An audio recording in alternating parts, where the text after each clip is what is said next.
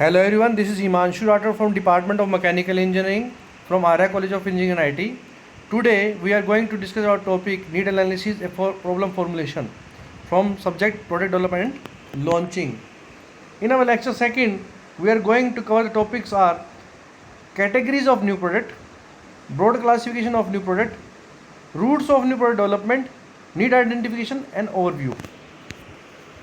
Now, categories of new product innovation. There are some categories of new product which have been accepted all over. First, technological breakthroughs. Second, significant improvements. Third, modified products. Fourth, product new to company. Fifth, repositioning. And sixth, cost reductions. Now, broad classification of new products. First, marketing innovations. Company have made improvement on existing product and have launched this as new product in the market. For instance, Maggi noodles, soft drink in Tetra Pak, shampoo in pouch, commodity of Srikhand, Pen Prague, etc. Second, product improvements. The launch of detergent powder, 100cc two-wheelers radial tires, type automatic cameras are basically slight innovation on the technology or / design of existing products. Although the product category as such already existed in some primitive form, such new products are generally targeted at a new class of buyers.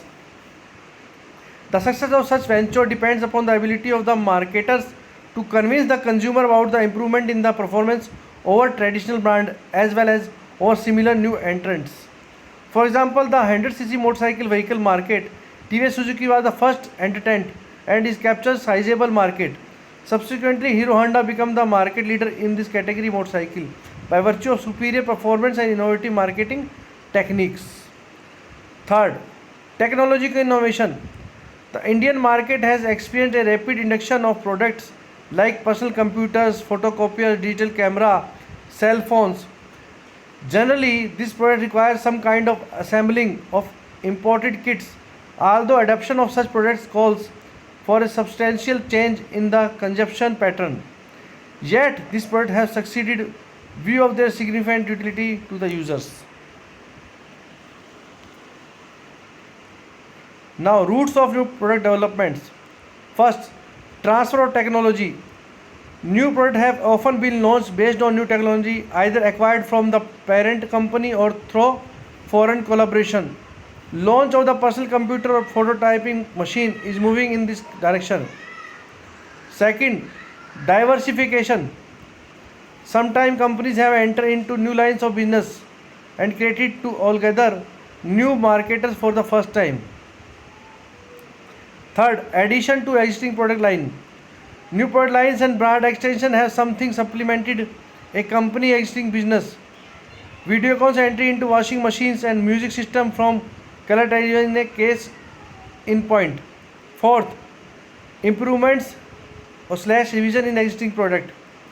New product that offer superior performance and replace existing product are another way of entering the market. For example, the launch of transistor sets and cassette players, though primitive by today's standards, were at one time new to the market.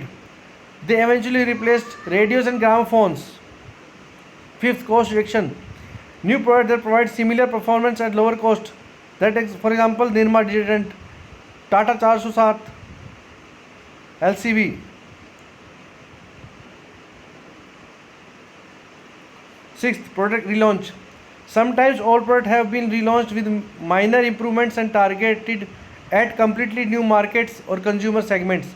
Example, launch of many food products like Good Day biscuits, Nestle, Pan Prague, etc. Now, need identification and overview. The following steps be kept in mind while identifying the need of the product.